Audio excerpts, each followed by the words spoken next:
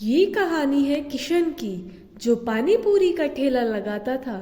लेकिन पूरे दिन मुश्किल से उसके ठेले पर दो चार लोग ही आते थे, और जो आते भी थे फिर दोबारा वह कभी उसके ठेले पर वापस नहीं आते थे। किशन यह बात अच्छे से जानता था कि उसके गोलगप्पे तो करारे बनते हैं, लेकिन उसके पानी के स्वाद में ही कमी थी। फिर शाम को ठेला समेटते हुए उसने खुद से कहा, मुझे माफ करना पिताजी, लगता है मैं आपके इस ठेले को नहीं चला पाऊंगा। कुछ कमाई नहीं हो पा रही है।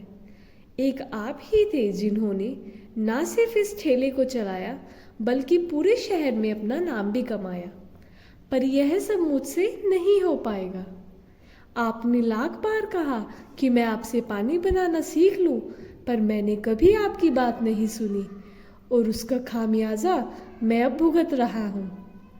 इस नवरात्रि के बाद मैं यह ठेला हमेशा के लिए बंद कर दूंगा और कहीं कोई मजदूरी का काम ढूंढकर वहाँ काम करने लगूंगा। इतना कहकर किशन अपना ठेला लेकर अपने घर की तरफ चल दिया।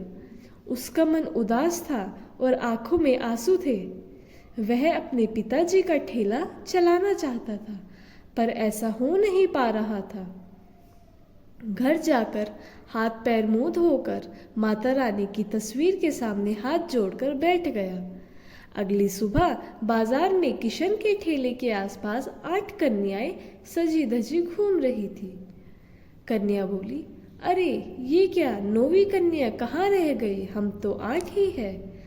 पता नहीं, पर अब हम क्या करेंगे? वो देखो, वहाँ एक छोटी बच्ची है, चलो उसे अपने साथ ले लेते हैं। एक कन्या बोली, हाँ, पर वह है कौन? उसे अपने साथ कैसे ले ले? दूसरी कन्या बोली, अरे इससे क्या फर्क पड़ता है, जो भी है उसे अपने साथ ले लेते हैं, फिर हम 9 कन्या हो जाएंगी। दूसरी कन्या बोली, हाँ हाँ बिल्कुल, मैं एक सेठ को जानती हूँ, उसके घर चलते हैं, हो सकता है कि वह हमें अच्छा अच्छा खाना खिलाए और खूब सारे पैसे भी दे। सारी कन्याएं बोली, हाँ हाँ सही है, चलो हम उसे, छोटी कन्या को भी अपने साथ लेकर उस सेठ के यहाँ चलते हैं। सारी कन्याएं सेठ के घर गई, मगर वह सेठ बड़ा ही कंजूस था। उसने सभी बच्चियों को एक एक बिस्किट का पैकेट और एक एक रुपया देकर चलता कर दिया। और फिर एक कन्या बोली, तुम तो कह रही थी कि सेठ बहुत मालदार है, इसने ना तो हमारा पूजन किया, और देखो तो जरा, बस एक एक रुपया पकड़ा कर चलता कर दिया। फिर वह कन्या बोली, हाँ, इसे ही कहते हैं बड़े नाम और छोटे दर्शन। कोई नहीं, अब मैं तुम सबको सरला आंटी के यहाँ लेकर चलती हूँ। उनका बंगला जितना ही बड़ा है, उनका दिल भी उतना ही बड़ा है। देखना, वहाँ भरपेट खाना और खूब पैसे मिलेंगे। सारी कन्याएं बोली, हाँ हाँ जल्दी चलो। सभी लड़कियां एक साथ सरला आंटी के घर पहुंची। सरला आंटी पैसे वाली थी, लेकिन वह भी बहुत कंजूस थी। वह माता की पूजा तो करती थी, पर कन्या पूजन में पैसे खर्च नहीं करना चाहती थी। जब उसने देखा कि उसके घर 9 कन्याएं आई है, तो उसने मुंह बनाते हुए कहा, अरे आ गई तुम लोग, अच्छा आओ बैठो। तुम सब देखा मैंने कहा था ना। कन्या बोली, देखो मैंने कहा था ना कि सरला आंटी बहुत ही अच्छी है, वो जरूर हम लोगों के लिए तोहफे भी लेकर आई होंगी। पर उन बच्चों की उम्मीद तब टूट गई जब सरला आंटी ने उन्हें एक एक पूरी, थोड़ी सी सब्जी लेकर और हाथों में 2-2 रुपये थमाकर चलता कर दिया।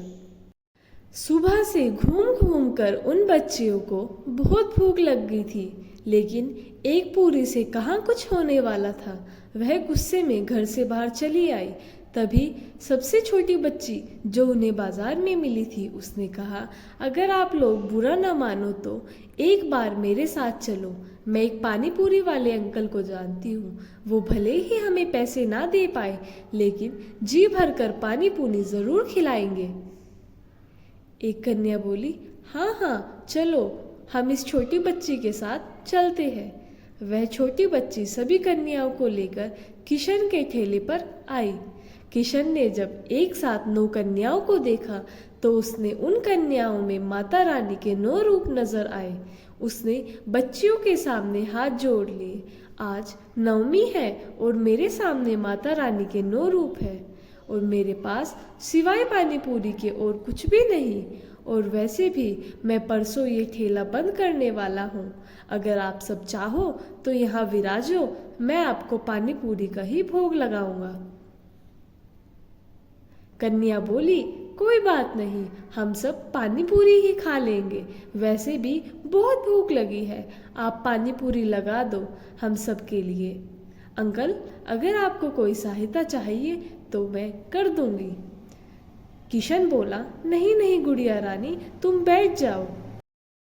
कन्या बोली, अच्छा ठीक है, तो चलो मैं पानी को चला देती हूँ, इतना तो कर ही सकती हूँ। किशन गोलगप्पे तैयार करने में लग गया था। उधर छोटी बच्ची ने किशन से नजरें बचाकर थोड़ा सा पानी अपनी हथेली में लेकर चखा। उसके पानी में कोई जान नहीं थी। वह बच्ची सब समझ गई। उसने धीरे से पानी के बर्तन को अपने दोनों हाथों से थामा और 1 सेकंड के लिए अपनी आंखें बंद की और फिर वह बच्ची बाकी बच्चियों के साथ आकर बैठ गई। किशन ने सभी के लिए गोलगप्पे लगाए। उस दिन बच्चियों ने जी भरकर गोलगप्पे खाए।